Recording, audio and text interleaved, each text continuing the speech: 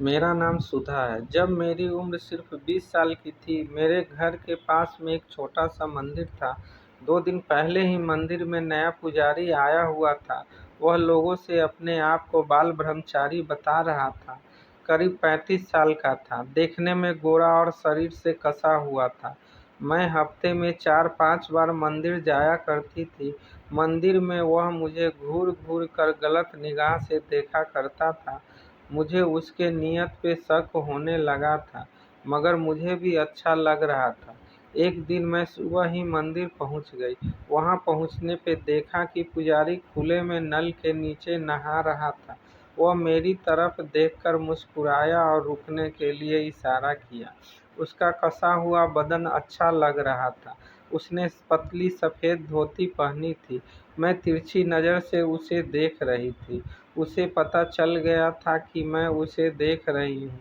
गीली धोती से उसका साफ दिख रहा था। काफ़ी मोटा था, इतना मोटा मैंने पहले कभी नहीं देखा था। कपड़े बदलकर वह मेरे पास आ गया और धीरे से कहा, तुम बहुत सुंदर हो। मैंने कहा, पुजारी जी, आप तो बाल ब्रह्मचारी हो, आपको ऐसी बातें शोभा नहीं देती। तब कहने लगा, हाँ, यह सब तो ठीक है, मगर मेरा भी तो मन है, कभी कभी बहक जाता है। अच्छा, यह बताओ कि जब मैं नहा रहा था तो तुम क्या देख रही थी? मैं थोड़ी शर्मा गई, मगर हिम्मत करके बोली, कुछ नहीं पुजारी जी, मैं आपका शरीर देख रही थी और कुछ नहीं। पुजारी मुस्कुराकर बोला, और कुछ नहीं? पुजारी बोला, मेरा शरीर और मेरा वह कैसा लगा? मैंने कहा, पुजारी जी, आप शरीर और वह बहुत भयंकर है। अब मुझे आपसे डर लगता है। आप तो बड़े खिलाड़ी लगते हैं। इस पर वह बोला, अरे चलो थोड़ी बातें करते हैं, अभी कोई नहीं है, और हम दोनों बैठ गए।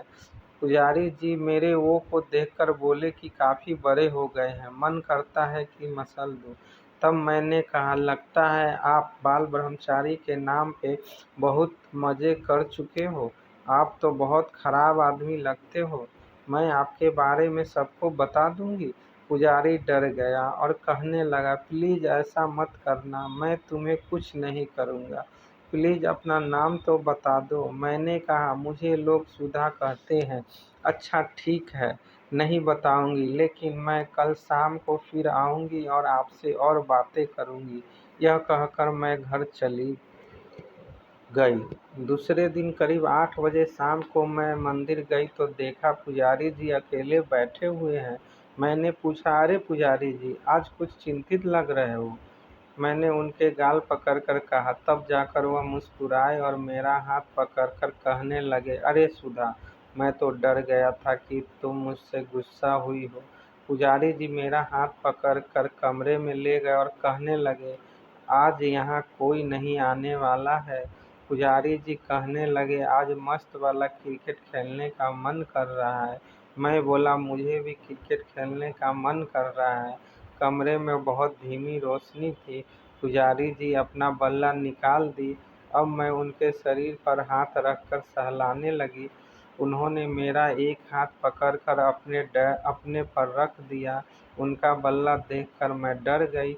मैं बोला, पुजारी जी, आप पहले यह बताओ कि यह खेल कितनों के साथ खेल चुके हैं? पुजारी जी बोले, अरे सुधा, बस तुम दूसरी हो। इससे पहले एक 45 साल की औरत के साथ क्रिकेट खेला था।